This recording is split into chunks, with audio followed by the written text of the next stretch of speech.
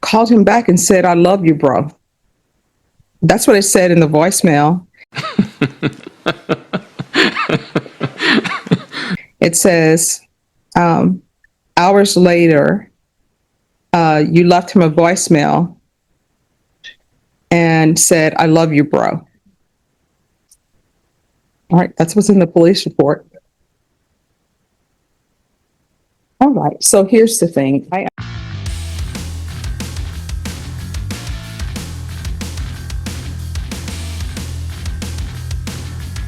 All right, you entered a plea on May 27th of no contest to assault a family household member with a previous conviction. According to the plea bargain agreement, punishment is to be assessed at a cap of 5 years. This is to run concurrent with 2025 CR 0000071, 2025 CR 0000092. Those cause numbers, have you been sentenced on those, or those motions to revoke? They're all new cases that got indicted. He doesn't have any pending motions to revoke. It's just there was a plea on as to some, and then summary BTIC to resolve. All right. My mind is a steel trap. Rashawn, isn't my mind a steel trap? Are there any applications? Yes, Your Honor, they should be attached with the paperwork. All right. Court is calling 2025 CR 00092,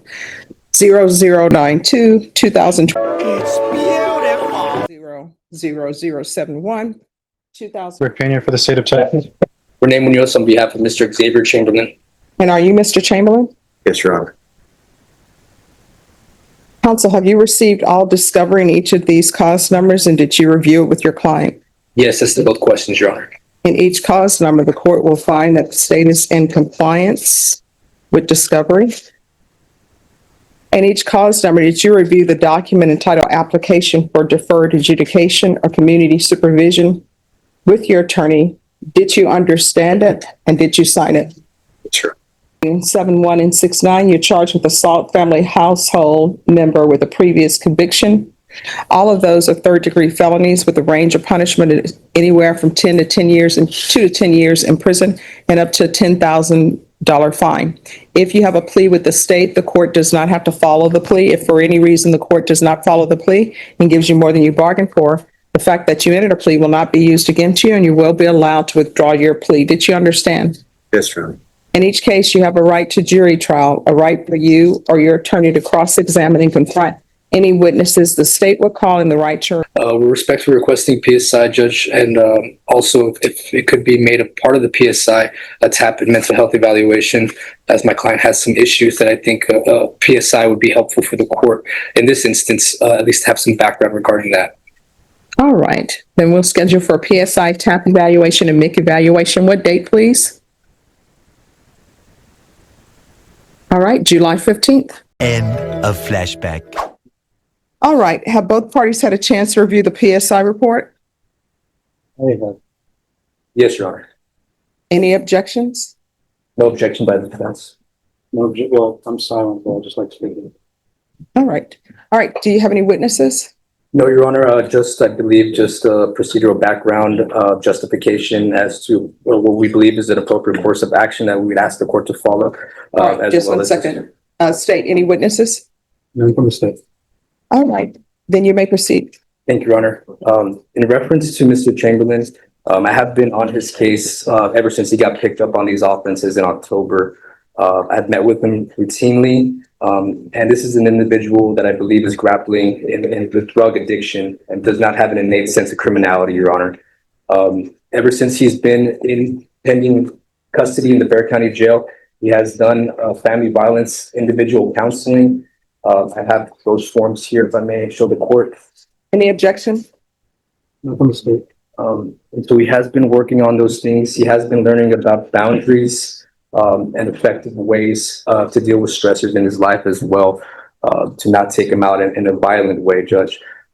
There's some cases pending here, but if the court does take note, one of the offenses, there was no bodily injuries observed by law enforcement, and the other one, there was a small, slight little scratch. In dealing with the case and talking about the evidence and our avenues for taking this in front of the court in terms of sentencing. We did talk about certain inconsistencies within some of the reports, but that was more so before he accepted the plea. So he does accept responsibility. He knows that he messed up. He knows that this was a toxic relationship with an ex that he shouldn't have been continuing, but he was in the midst of drug addiction. As noted in the PSI, he was under the influence of drugs at the time of these offenses, Judge. Also in the PSI, he has never had residential treatments.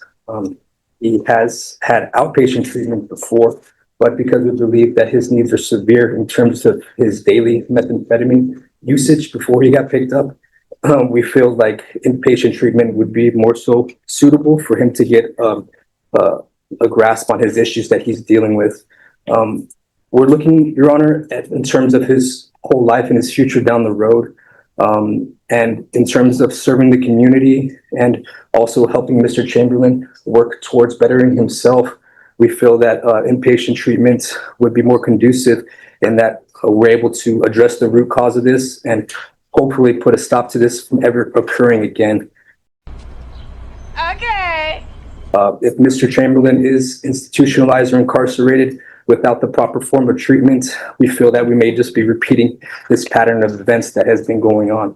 Mr. Chamberlain has been to prison before, Your Honor, but this was about 20 years ago. When he was younger, did not get the appropriate treatment. He was essentially sent to TDC, released out, and had been battling homelessness as well as drug abuse. For these reasons, Your Honor, we're requesting a period of a deferred adjudication as long as the court sees fit with inpatient treatments. And I did speak about if the court did approve inpatient treatment, what that would be looking like in terms of transfer to a facility and then having to be compliant with the terms of community supervision thereafter. Before Mr. Chamberlain was picked up on this offense, he did start school at St. Philip's College. He was about 1 month into that program until he got picked up on his offense and did not have the opportunity to bond out. But he had been working towards his flashback certification, where he wanted to work in that capacity in terms of a career for himself, Judge. So in looking at his criminal history, he does have minor things such as theft, drug possession, a burglary. Nice. These are all things that I think were tied with drug addiction, drug usage. So we're asking that the court take a look to see if he's eligible to address the root cause of that addiction to stop this cycle of institutionalization. All right. Is there anything you wish to say, sir?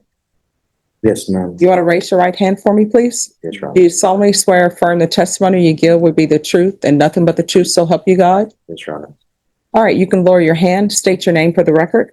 Xavier Chamberlain. All right. You may proceed. What would you like to say? Your Honor, I take full accountability for my actions and I'm very remorseful. But at the same time, I know that I learned a lot from this experience. I'm not the same person I was a year ago. I just want to move forward in my life and just be a better person for my family. You sit on a throne of lies. For members of my community and just get past this and just move forward. I'm so to be making mistakes and But the question is, why do you, I mean, these are not mistakes. These are choices. Why do you keep making the same choices? Because you have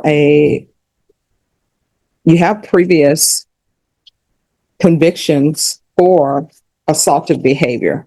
That's why this is a assault with a second conviction. So why do you keep making these same decisions? And then we have the violation of protective order. So there's a protective order in place.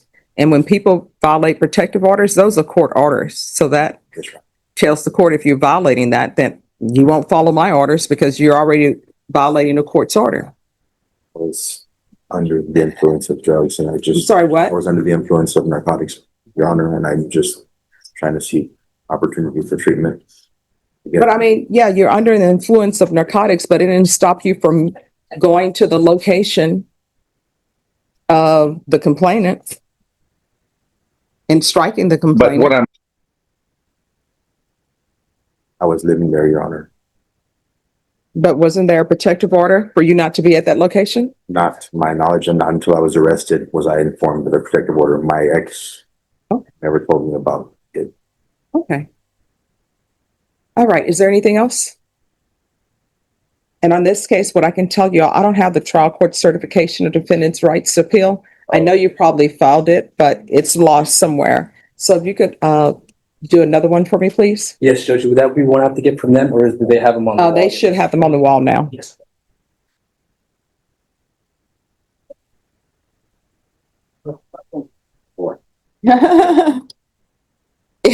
He took the last one. Oh. The clerks may have some more. All right, the cause number is 2025 CR 00069.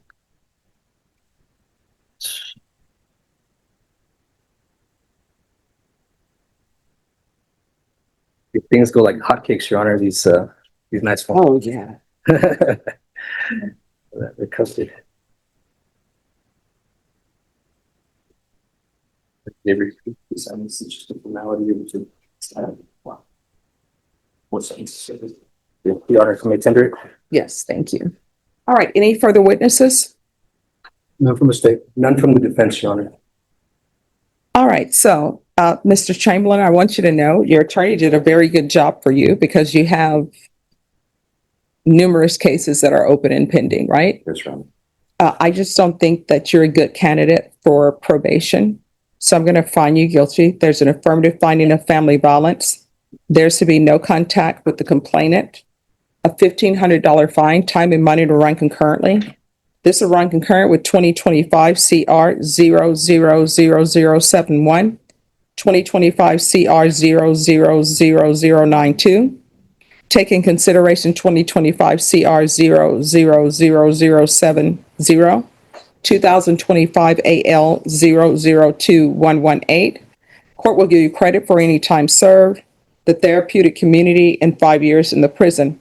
With the therapeutic community, I have no jurisdiction to mandate that you be in the program, but they'll know in the judgment that I'm requesting the therapeutic community for you. So there may be either mental health issues or drug issues.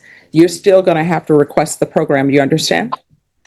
All right. Did you review the document entitled Trial Court Certification of Defendant's Rights to Appeal with your attorney? Did you understand it and sign it? Yes, Your Honor. All right. Because this is a plea bargain agreement, because I followed your plea bargain agreement, and because you waive your right to appeal, you do not have the court's permission to appeal. Because this is a felony conviction and an affirmative finding of family violence, you're not allowed to own or possess any weapons or ammunition. If you have a question over what a weapon or ammunition is, you'll need to speak to an attorney, okay? Yes, Your Honor. All right, we can go off the record. So here's the thing. When you are released from the prison, if you can't find a place that can help you with your addictions, you can always come back to here.